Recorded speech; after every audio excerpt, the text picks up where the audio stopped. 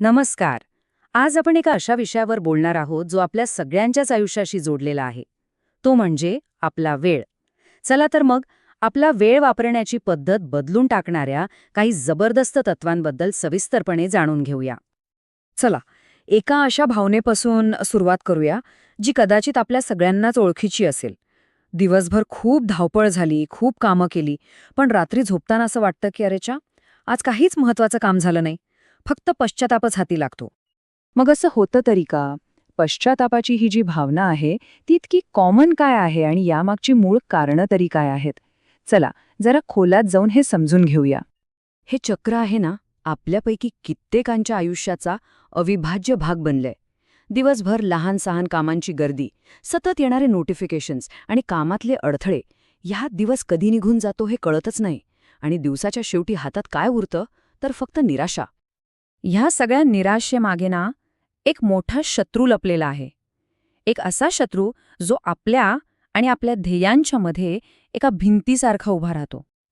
आणि या शत्रूचं नाव आहे प्रोक्रॅस्टिनेशन. सोप्या भाषेत सांगायचं तर कामाला पुढे ढकलण्याची सवय. आपण काय करतो? जी महत्वाची कामं आहेत ती बाजूला ठेवतो आणि जी सोपी, मनोरंजक आणि कमी महत्वाची कामं आहेत ती करत बसतो. आणि याचं मुख्य कारण म्हणजे आपल्यासमोर स्पष्ट ध्येय नसतं आणि लक्ष कसं केंद्रित करायचं हेच आपल्याला माहीत नसतं. पण या सवयीशी लढण्यासाठी एक खूपच प्रभावी उपाय आहे. फक्त आपल्या दिवसाची सुरुवात कशी करायची यात एक साधा पण अत्यंत शक्तिशाली बदल करायचा आहे. बघा, सकाळी उठल्या उठल्या सोपी कामं करायचा मोह होतोच. म्हणजे ईमेल तपासणं, सोशल मीडियावर स्क्रोल करणं.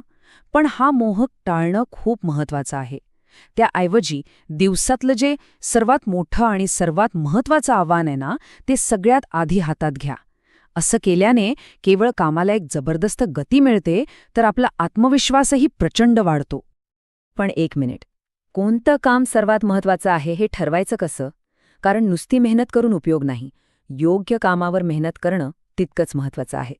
चला तर, प्राधान्यक्रम ठरवण्यासाठी 2 जबरदस्त पद्धती पाहूया. याला म्हणतात पॅरेटोचा सिद्धांत, किंवा सोप्या भाषेत सांगायचं तर 80-20चा नियम. हा नियम काय सांगतो?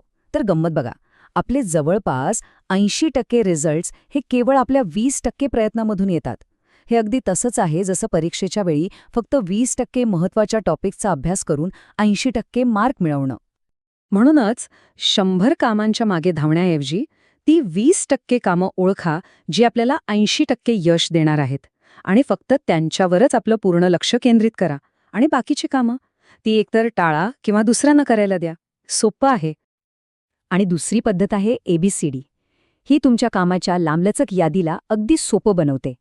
ए म्हणजे अत्यंत महत्त्वाचं काम जे आजच्या आज करायलाच हवं. बी म्हणजे महत्त्वाचं काम, पण ते ए नंतर केलं तरी चालेल. सी म्हणजे अशी कामं जी केली तर चांगलं, पण नाही केली तरी काही मोठा फरक पडत नाही.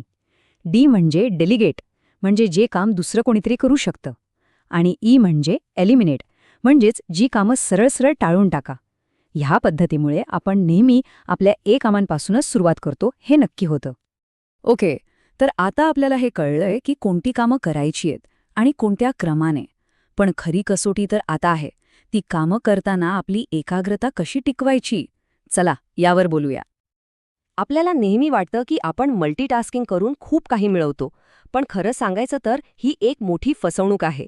एकाच वेळी अनेक गोष्टी केल्याने आपलं लक्ष विभागलं जातं, चुका वाढतात आणि कामं पूर्ण व्हायला उलट जास्त वेळ लागतो.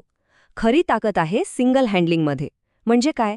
तर एक काम हातात घ्या आणि ते 100% पूर्ण होईपर्यंत फक्त आणि फक्त तेच करा. चला, आता या सगळ्या जबरदस्त कल्पनांना एकत्र आणूया आणि त्यातून मिळणारा जो सगळ्यात महत्त्वाचा संदेश आहे तो पाहूया. हा आकडा बघा, 24. हे काय आहे? हे आहेत तास, जे आपल्या प्रत्येकाला एका दिवसात मिळतात.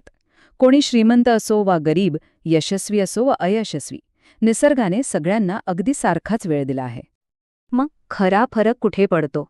प्रश्न फक्त एकच आहे, आपण या वेळेचा वापर करतो कसा? आणि याच प्रश्नात सगळं सार दडले. नियंत्रण पूर्णपणे आपल्या हातात आहे. या तत्वांचा वापर करून आपण आपला वेळ वाया जाण्यापासून वाचवू शकतो, आपल्या स्वप्नांना एक खरी दिशा देऊ शकतो आणि प्रत्येक दिवसाच्या शेवटी पश्चातापाऐवजी समाधान मिळवू शकतो. म्हणून आजपासूनच ठरवा, छोट्या छोट्या निरर्थक कामांमध्ये अडकणं थांबवा आणि आपल्या मोठ्या ध्येयांच्या दिशेने एक शक्तिशाली, उत्पादक जीवन जगायला सुरुवात करा.